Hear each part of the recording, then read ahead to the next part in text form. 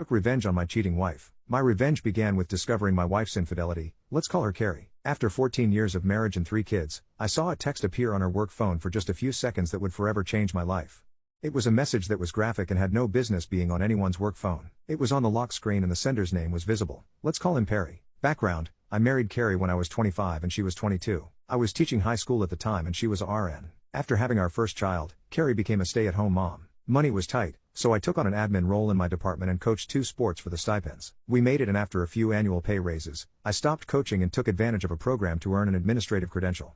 Once I made the jump to administration, our last child was ready for preschool and Carrie decided she wanted to go back to work. Nursing jobs are always available, but they're not always the best positions. Carrie pretty much had to start back at the bottom, working alongside nurses that were a lot younger than she was and could work back-to-back double shifts that took a toll on Carrie.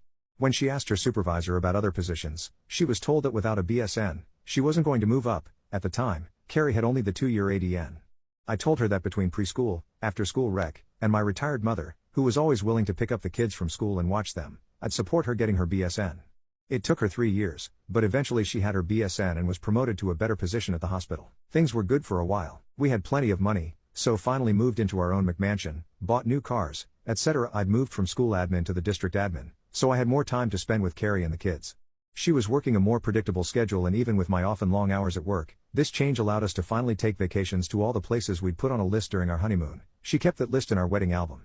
At some point years later, I noticed she's carrying 2 phones with her. When I asked her about it, she said that it was a phone provided by the hospital. I didn't question her explanation because my district had also given me the option of a phone or a phone stipend, which I took instead.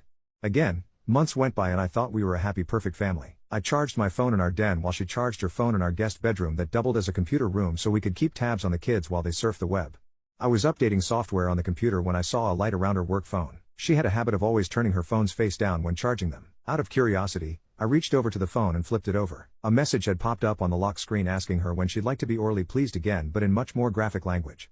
I also saw that Perry sent it. The world stopped around me. I just froze. My first thoughts were, what the hell was that about? It's her work phone. That kind of message gets people fired. Then it hit me. Was Carrie having an affair? It's amazing how the brain works. I suddenly started remembering a lot of things Carrie had done that seemed odd, but I'd either dismissed them myself or immediately accepted her explanation. She was always walking out of the room to answer a call or return a text and claimed that it would violate HIPAA if I overheard her talking about a patient. I accepted this because education has similar privacy laws regarding students. She would sometimes come home with the faint smell of cologne on her clothes and claimed it was from helping to move male patients. Again, I accepted this at face value, but it always struck me as odd how it seemed to have the same scent of cologne. Once the proverbial barn door was open, I started seeing a lot of things that I'd missed before. Our love life in the bedroom had cooled off considerably, which wasn't helped by her having to leave the house at odd hours to fill in for other nurses that called in sick. I also recalled where I'd seen the name Perry before, and a call to the hospital confirmed he was a doctor there. For the next week or so, I was walking around in daze trying to put all of the pieces together. One of our kids had left a book in Carrie's car, so it was an excuse to visit the hospital. Carrie had told me personal visits were frowned upon. My kid went up to get Carrie's car key. I'd forgotten my key to her car at home. I talked to a nurse in the lobby and joked about how work phones seem like a blessing, but all they do is put you on call 24 hours a day. This led to her eventually telling me that the hospital was too cheap to give cell phones to nurses, so only high-level executives got them, which didn't include Carrie. With pretty much everything confirmed, I took some personal time off the next day to talk to a divorce lawyer. The news she gave me was horrible. We lived in a community property state with no-fault divorce. I made more money than Carrie, she'd been the primary caretaker of the kids, and we'd been married for more than 10 years. Basically, if I filed for divorce, I'd be screwed. Lose the house, pay alimony, she'd get a huge chunk of my retirement, and I'd pay child support for the next decade unless I was lucky enough to be awarded joint custody. The worst thing she told me was that it didn't matter that she cheated. It didn't matter. I was crushed. There was only one person I could trust with this kind of information. She was a fellow teacher that had also made the jump to administration, but was stuck at a school site. Let's call her Anne, and had been married at 19, but her marriage was annulled when he got some other woman pregnant. Since then, she'd focused on her career, and we'd found we were kindred spirits in a lot of ways regarding K-12 education. I talked to Anne. She said something to me that changed my whole mindset. If you don't like the hand you're dealt, change the deck. I realized I had 2 problems. I made more money than Carrie and she had more time than me to be the primary caretaker of the kids. The second issue was actually kind of easy. At every district office, there are jobs that are fast tracks to higher positions, and there are jobs that administrators suffer through, like mess or KP duty in the military. One of these dead-end regulatory positions was open again. Ambitious administrators leave after a couple of years when a better position opens up.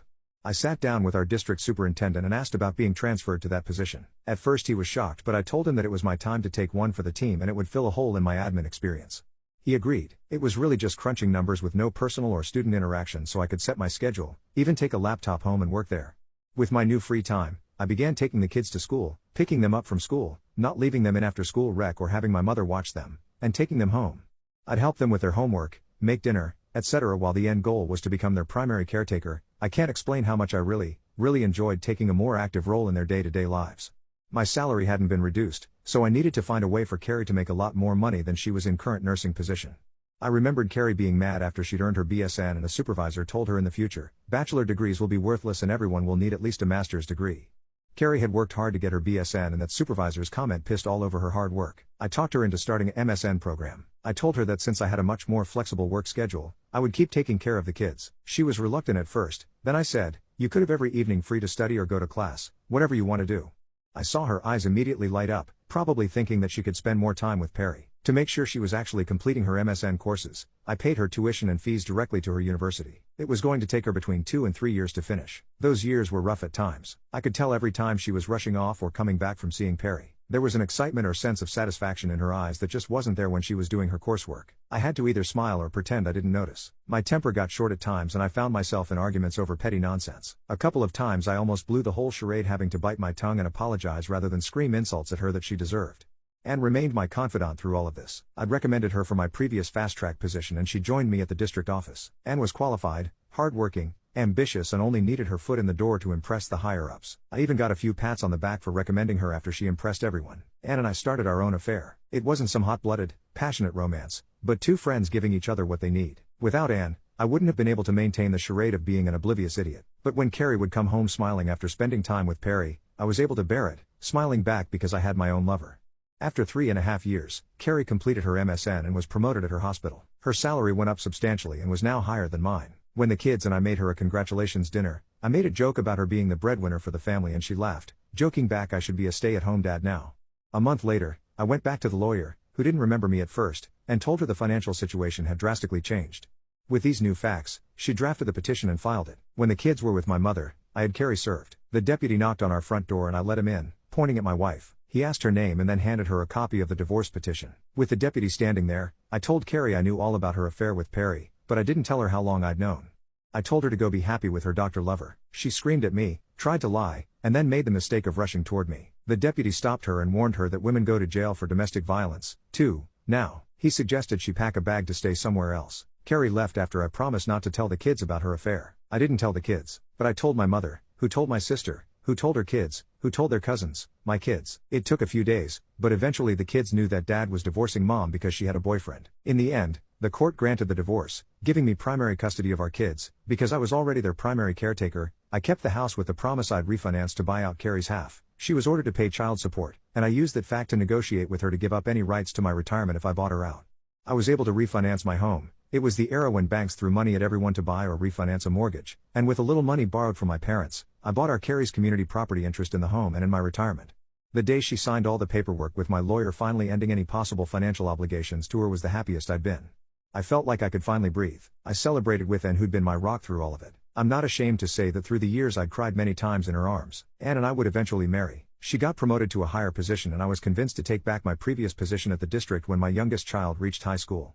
Carrie and I got along well after the divorce. We took the kids to family therapy and worked out this co-parenting thing. For the few months, she took a beating from the kids about why she needed a boyfriend when daddy was there all along. Between the kids and the therapist raking her over the coals, I didn't have to say anything at all.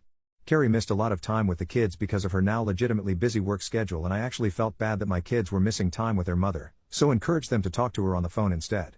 When Carrie found out that I'd proposed to Anne, she congratulated me. I told her it's okay for her to marry Perry, too. She got sad. She told me that Perry had started seeing another woman, a younger nurse at the hospital, because with her new position, she didn't have time for him, and when they did get together, she wasn't fun anymore.